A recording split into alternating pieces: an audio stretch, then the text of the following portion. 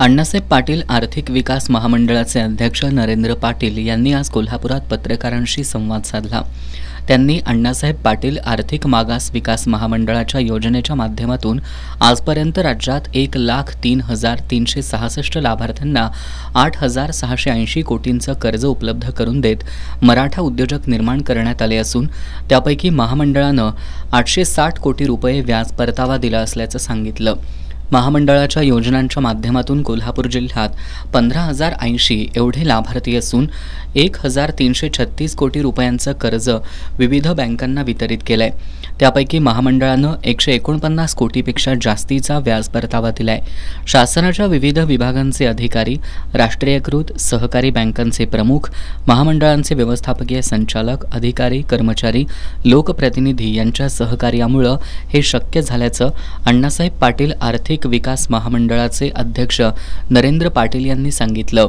महामंडळानं 1 लाख लाभार्थ्यांचा टप्पा पूर्ण केल्यामुळे कोल्हापुरातील मार्केट यार्डमधील रामकृष्ण मंगल कार्यालयात 31 ऑगस्ट रोजी लाभार्थी मेळाव्याचं आयोजन करण्यात आलंय, अशी माहिती पाटील यांनी दिली।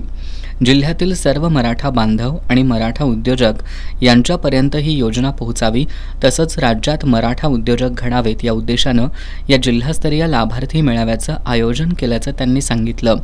या मेळाव्याला मराठा समाज बांधवांनी उपस्थित राहावं असं आवाहनही त्यांनी केलं।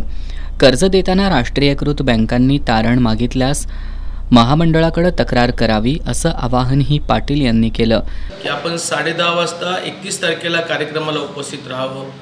आजच्या पत्रकार परिषदेमध्ये काही पत्रकारांनी विचारलेल्या प्रश्नासंदर्भात काही राष्ट्रीयकृत बँका 5 लाखापेक्षा जास्त जर त्या ठिकाणी कर्ज असेल तर तारण मागतं। खरं म्हणजे हे चुकीचं आहे, कारण राष्ट्रीयकृत बँकांना आपण महामंडळ त्या ठिकाणी क्रेडिट गॅरंटी देत असतो।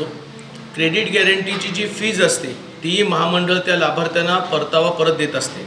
अशा प्रकारे एखाद्या लाभार्थ्याची राष्ट्रीयकृत बँकांकडनं चुकीच्या पद्धतीनं जर तारण घेत असेल तर आपण आमच्या महामंडळाच्या समन्वयकांपर्यंत पोहोचवावं। आम्ही नक्कीच राष्ट्रीयकृत बँकांना त्या पद्धतीची सूचना करू, गरज भासल्यास तर तशी लेखी तक्रारही वरिष्ठांकडे त्या ठिकाणी करू। पत्रकार परिषदेला मराठा महासंघाचे अवधूत पाटील, प्रकाश पाटील आदी उपस्थित होते।